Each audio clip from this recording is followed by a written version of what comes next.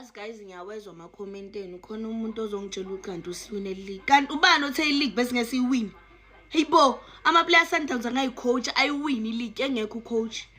Namanje nesizini singaqala icoach ingekho ayiwini ileague. Qala iBetway ayiwini ileague.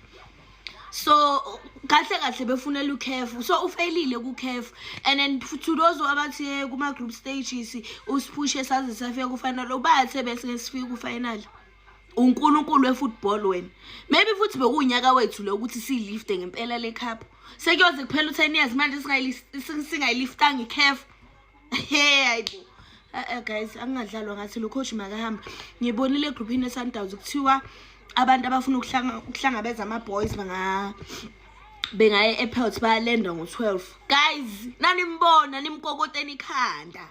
Yezwa yazi guys call me plastic fan or what I don't care, but at this point ngirighting la ngirighting la ngocoach guys awukwazi awungitshela ungiconvince ngalo coach ngibonile it's enough. If kumele sicoach sishintsho coach until asibashintshene until size sithole right ozosunela iCAF sifuna iCAF.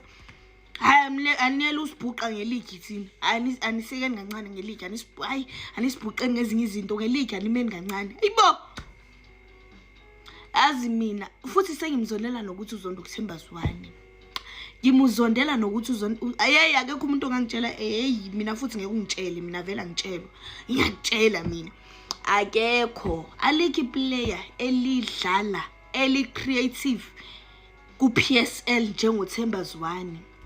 Waziwa na uHujo uThemba Zwane. Uzonda uThemba Zwane wena. Uzonda uZwane wethu. Hey vele kumele khambe wena angiyasikwazi ukuthi isikhethe wena siyela uThemba Zwane akahambe ayibo akahambe hayi akahambe.